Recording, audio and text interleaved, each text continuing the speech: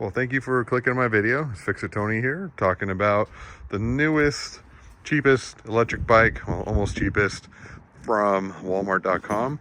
This is the Schwinn electric, and this is the Wanderlust. It says it was like $1,200 originally. I think it was more like $600 or $700, but they are officially on Black Friday special for $399. Fantastic bike so far, from my opinion. Kind of the key features: you do get front and rear disc brakes, which is fantastic. You get the front shock system, which is phenomenal. You also get a little shock system. It's in the seat. This is an upgraded seat. The seat that comes with this is your average hard seat that comes with most of these 700cc bikes. If you like that stuff, go ahead and keep it on there. I don't like that. We upgrade them. So it comes with the 810 system, which is if you have Hypercycle or any of the other kind of entry-level bikes, you'll notice that this is what they come with. 3 levels of power, plus a 6 km button, which is kind of a walk along. You push that button to hold it and walk the bike, and it'll power itself. But there is no throttle on here, but not really needed for this 250 watt motor, which it's just enough for assistance, a little bit for, acceleration, but most part just really an assistance bike. Nice part is this does utilize a very similar battery to the Hyper, except it is a different battery. This will not work with the Hyper electric bikes.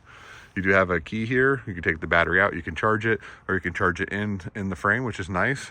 But again, it is different. It's a similar battery, but not the same battery as the Hyper bikes. Couple things that will be upgraded. Again, these kickstands are terrible on these. They will break. They last a couple of weeks, and then they pop forward and they don't work anymore. Not uncommon. You can buy one off of Amazon fairly cheap. We'll add a light to it, a couple of the little doodads, a couple features that are really nice. You do get the fat bar, which is nice, a little more sturdy. Also in this system, you do have an adjustment to move the handlebar up, which is nice because these bikes tend to have a forward leaning, which for someone who's shorter is not a big deal. For a taller person, you got the hunchback in Notre Dame, so not the best position to be in while riding a bike. Very similar performance because it is basically the same 250 watt hub from the Hyper electrics, also the same controller. So it lasts about 15 miles with assisted pedaling, all power, and just letting it do its own thing, probably about 8 or 9 miles. And if you're going up hills, probably half of that. So I'm going to go ahead and move on, and I'm going to show you how to put this one together. This is one that I've already assembled, and this is the one we will be assembling right now. All right, so we have it out of the box. So here's what you get. Very well put into the box now. They've really mastered this without getting it damaged. You just cut away your zip ties and pull off of your plastic here. You're going to get your pedals, you get your reflectors, the keys are with the manual, and then you get your charger. Very important to note on these, you absolutely positively have to charge the battery before you take off on this. I see a lot of people complaining about the battery doesn't work and this and that, but it's fairly obvious they did not charge it before taking off on the bike, and that is a big no-no on these. If you don't charge them and then you charge them after you already used the battery, a lot of times they do, even though they're lithium ion, they still end up getting a memory effect, and that can cause issues. So you want to make sure you charge it for 3 to 5 hours before you go on your first ride.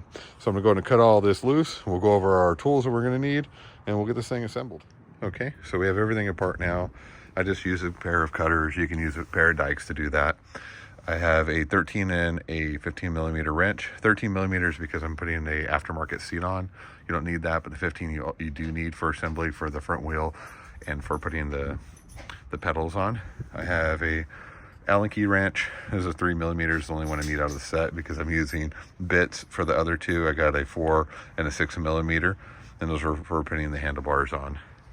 Otherwise, it's pretty straightforward. We'll start here with the seat. All right, so just a couple 13 millimeters, and we can take that seat off and we can put this one on. And again, it's considerably wider, more comfortable, still has ventilation, which is nice. It has a spring in the post, and I didn't tighten it down yet. I just put it on there firm enough to plant it so we can see how we like it and then reposition it. So we're just going to unlock this here. And as soon as we do that, we can just go ahead and drop the seat and the post in, and we can lock her down. Okay, so what we're going to do is make sure this is nice and firm, and just for it's nice and firm enough to lock this in to hold the seat in position. Your lowest position you can go in this is right up into that white little sleeve there. You can't go any higher than that. So that's where you're gonna have to plant it if it doesn't fit. Again, this bike is really intended for anybody who's 5'4" or taller. All right, so next step, as you can notice, the fork is reversed. We're going to spin that around, take these nuts, these Allen key nuts out of the holder for the handlebars, and we can go in and put the handlebars, start firm at the bottom, firm at the top, and then crisscross, tighten them up.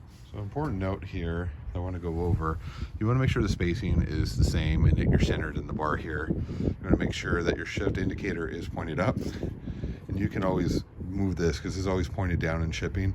You can always move this easily, but obviously flipping this around is a lot more difficult.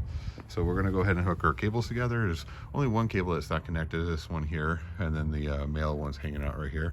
So we just plug that into there, and you can see we're still loose. And the reason we're loose is we're not tied down two different places. We have a Allen key that needs to be tightened here. We remove this, we can tighten this, and then we have our two clamps on the top here that clamp the steering shaft to the actual handlebar clamp.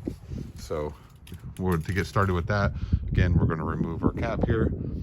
I'm going to go ahead and install the front tire so I can get this thing off the ground, so I can make sure this is completely straight, and then start cranking everything down. So the easiest way to install the front tire is to flip the bike upside down. Be very careful not to scratch up your nice handlebars, and you're just going to drop it in. Sometimes right here where the disc brake goes in, there is a spacer in there. You have to remove it, of course, before dropping this in, otherwise it won't work. Once you put it in, very simple, drops right in. Very important, don't skip this step because you do have to remove these locks in order to get the wheel ready to put in, and that goes right in there and locks right in the little hole here. And that's just in case you have a loose nut on here, you'll end up losing your front tire, which obviously is dangerous. The orientation of the tire is corrected, going the right direction, because again, this rotor can only go on one side.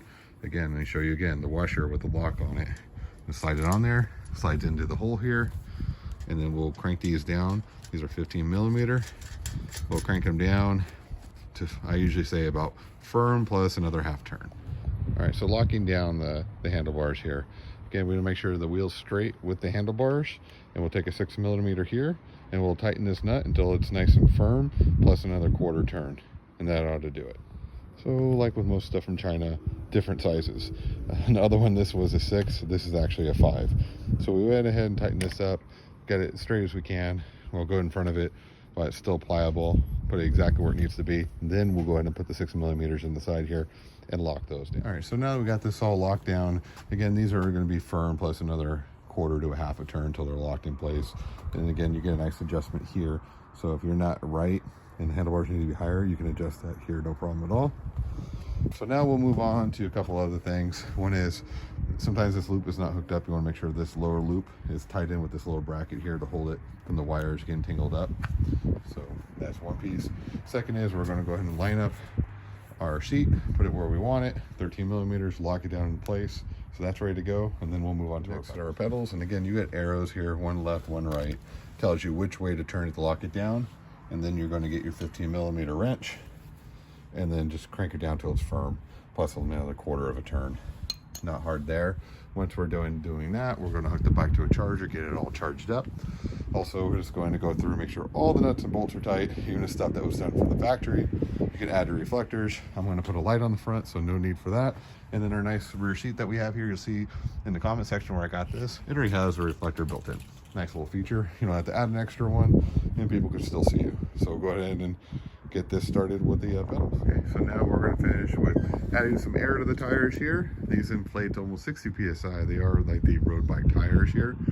And then we'll take it for a ride, and we'll just do a sample of what we're looking for when we do for a test drive. You know, we're going to make sure the handlebars are straight, the brakes are working functionally, the power function is working functionally. But again, this is after we charge the battery up to full charge. And the way we do that is we either remove the battery, or there's a little port here where you can plug it in. You'll get a red light on here.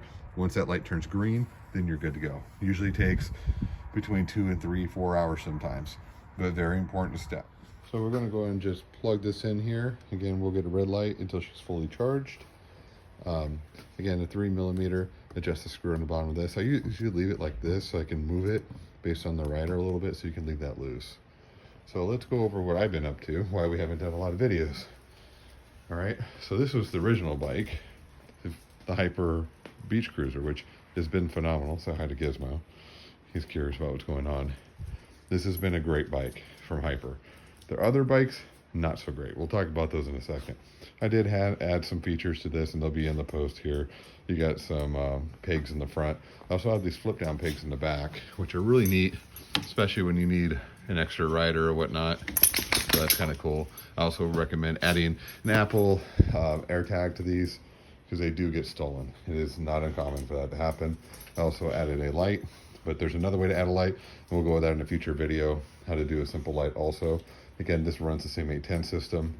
This is another bike that's on sale right now, the Schwinn, their beach cruiser. As you can see, comparing the two, this is a far superior bike with the Hyper. This bike's kind of nice because it adds a rear rack, a couple of little features, including the disc brakes. But this bike is more comfortable. It's a little bit bigger. The handlebars are pointed up. This does not have the adjustment for the handlebars, so they are stuck in the downward position. So not as happy with this bike. Again, we'll be doing a future video on this one. Still debating whether this will be going back or not. This bike is still $699. Hopefully it will go on sale before the end of the year. As you notice, I did remove the fenders off here. The fenders are a sore point for me. That's why I didn't put the fenders on the other one either. They bend. I mean, they get the slightest little tweak in them, and they're just making noise and being a problem. But I do like the disc brakes with that bike, far superior to the regular V-style brakes that are on the Hyper. So anyway, with that said, you might say, well, I want to save some money. I want to buy the $350 Hyper mountain bike. This is that bike. Say hi to Nala. She's also curious. This bike is a hunk of junk. After about a week, the electric motor quit working. Again, I did add pegs, but nobody's ever ridden on the back of this, front and rear. It's not durable. The wheels came, the front tire was flat, the inner tube was already popped. It came with an uncomfortable seat. I was going to try upgrading this and doing a video on it, but I cannot recommend it. It is not a good quality bike. The frame is built really nice. Everything else about it, not nice. So if you want to spend $350, save a few bucks, and you already have another Hyper and you want to switch between batteries, you know, more power to you. But this is a small frame. It's not adjustable in the front, so you get stuck in the crouched over position if you're over 5'5". Not fun. You can probably see my other toys. We'll be doing future videos on those. But that's actually Eileen, my wife Eileen on Indians. She actually does videos on that bike there, and those are our future videos also coming.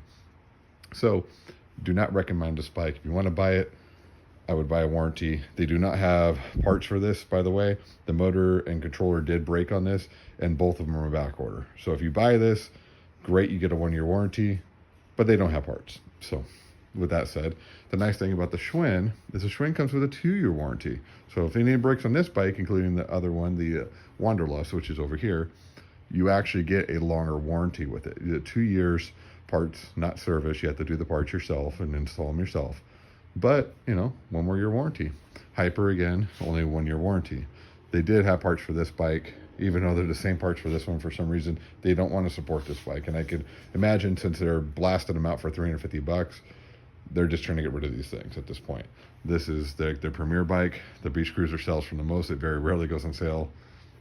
You can see why. So we're going to go ahead and jump on the Wanderlust and take her for a ride and give her a good road test. Okay, so we're back from our test ride.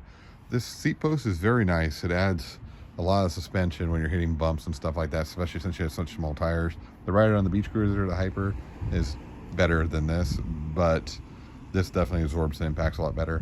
The Beach Cruiser feels, you know, firmer, more well put together, but this is a very well built bike. So far, very happy with it. I weigh about 230 pounds. I'm 6'3", I fit nice, 6'4", 6'3", right in there. I fit very nicely on it. One thing I would say is it only gets about maybe 17, 18 miles an hour with me on it. I'm a little bit heavier. My wife, who's more like 115 pounds, she can get up to the full 20 miles an hour. So like and subscribe down here at the bottom. Appreciate you watching the video. If you have any questions, please ask. I'll be testing this bike and adding some features to it in the next couple of weeks. And there'll be a link here if you want to purchase this bike. This special will end here probably in a week or two. So if you're interested in this bike, I recommend buy it now. It does come with quality parts.